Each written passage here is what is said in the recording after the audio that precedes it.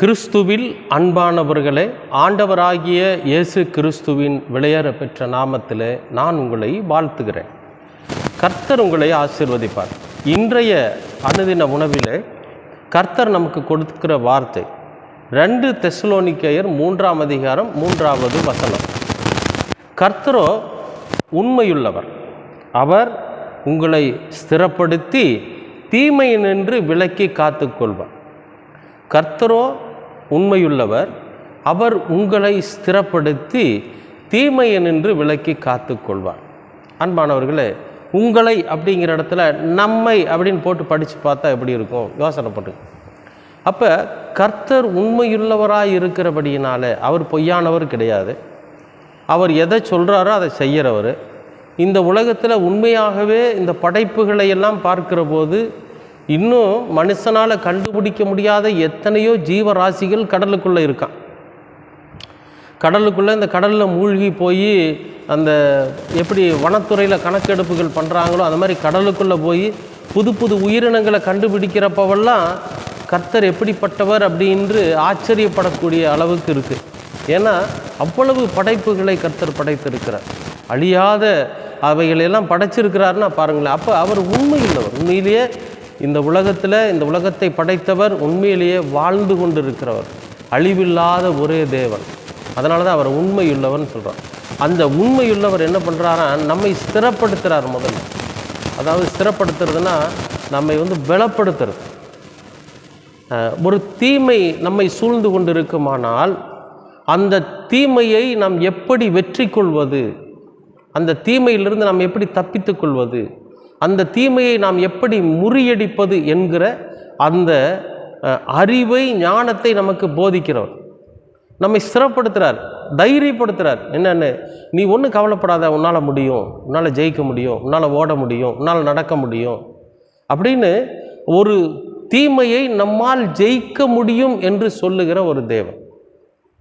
அன்பானவர்களே, இந்த உலகத்தில் தீமை இருக்குமானால், நம்மை அந்த தீமை பற்றி கொண்டு இருக்குமானால் அதை ஜெயித்து அதிலிருந்து விலகி கொள்ளுகிற ஒரு ஞானத்தை கர்த்தர் நமக்கு தருவார்.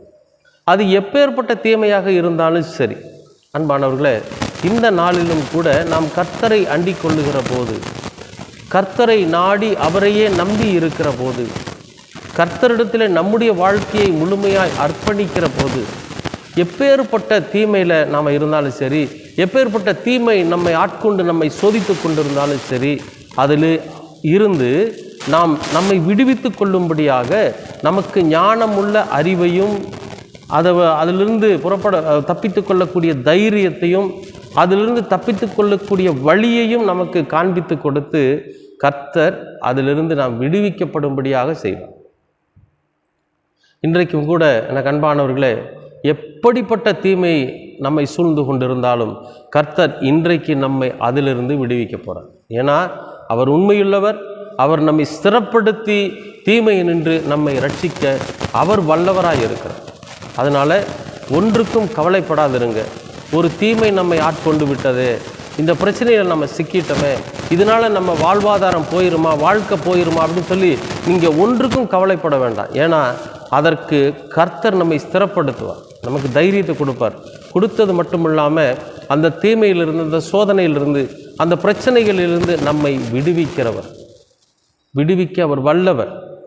ஏன்னா அவர் உண்மையுள்ளவர். அன்பானவர்களே, இன்றைக்கு கர்த்தர் விடுவிக்க போகிறார். இன்று முதல் கர்த்தர் தீமையிலிருந்து நம்மை விடுவிக்க போகிறார். நாம் சுகமாய் கர்த்தரோட சமூகத்தில் சுதந்திரவாளிகளாய் வாழ முடியும். நாம் நம்மை அர்ப்பணிப்போம், நாமும் தீமையிலிருந்து விடுவிக்கப்படுவோம். கர்த்தர் உங்களை ஆசீர்வதிப்பார். அன்பின் பரலோக பிதாவே, அருமையான நல்ல இந்த அனுதின உணவிற்காக நன்றி. இந்த நாளை நீர் ஆசீர்வதித்து கொடுத்ததற்காகவும் நன்றி. நீர் உண்மையுள்ளவர் ஆண்டவரே. எங்களை ஸ்திரப்படுத்தி தீமையினின்று எங்களை விடுவிக்க நீர் வல்லவராய் இருக்கிறீர். அதற்காக உமக்கு நன்றி. எப்பேற்பட்ட தீமையில் இந்த மக்கள் சிக்கி இருந்தாலும் இன்றைக்கு அவர்களை நீர் விடுதலை செய்து ஆண்டவரே அவர்கள் சுதந்திரமாய் ஜீவிக்க நீர் கிருபை பாராட்டும்.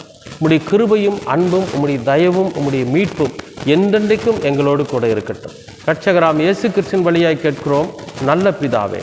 ஆமேன், ஆமேன்.